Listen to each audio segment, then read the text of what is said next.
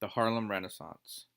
W.E.B. Du Bois encouraged African Americans to flee the segregation of the South and to move north, to urbanize, industrialize, to go to college. He, quote, wanted black people to fix themselves, end quote.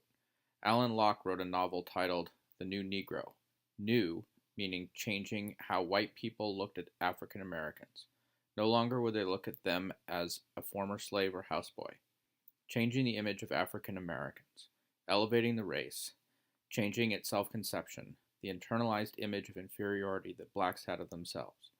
What emerged out of this movement were musicians, jazz musicians, also artists, writers, and scholars. From this explosion of culture came the Harlem Renaissance. If you wanted to party, you went to Harlem. Musicians like Louie Armstong, Joe Oliver, Fats Waller, and Duke Ellington. What these men did with music was changing culture.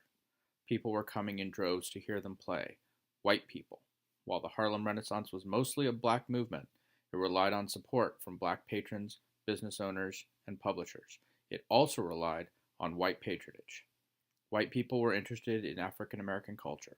The primitive aspect of it intrigued them. African Americans used that interest to open doors to publishing, art, and music.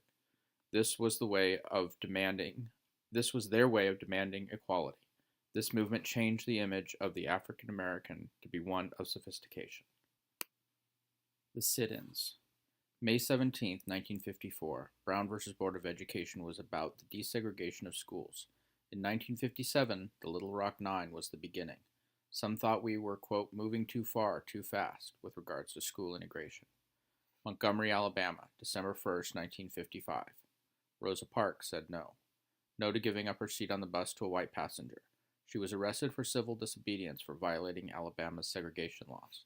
This incident led to the Montgomery Bus Boycott that lasted until December 20, 1956.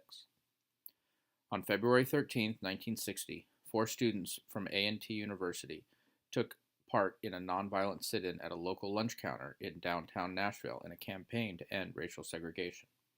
While the students maintained their nonviolent stance, white onlookers verbally and physically attacked them. During the course of the sit-ins, 150 students were arrested for refusing to leave the lunch counters when asked to do so by the police. On April 19th, one of the homes of the lawyers defending the students, Z. Alexander Looby, was bombed. Neither he nor his wife were injured. Later that day, 400 people marched to City Hall to confront Mayor Ben West. Diane Nash questioned the mayor regarding segregation. Did he agree that lunch counters should be segregated? He did not. Negotiations ensued between store owners and the protest leaders. On May 10th, several downtown stores began serving black patrons for the first time. The Harlem Renaissance and the sit-ins are similar in that they were both social movements. Jack Johnson, W.E.B. Du Bois, Madam C.J. Walker, Langston Hughes, Nora Zeal Hurston, Claude McKay, Martin Luther King Jr., Jackie Robinson, Charles Houston, Jim Lawson, Ernest Green. They all helped to promote the black race in their own way. But here's how the movements are different. The Harlem Renaissance was also a cultural movement, and all about the African American image, how they saw themselves, changing it, elevating the race. The sit-in and the civil rights movement was about equality. No more separate but equal crap. Equal, equal. Same schools, same lunch counters, together. We, as a nation, may never make up for the way we treated the African Americans. I guess the best we can do is learn from the past and do better in the future.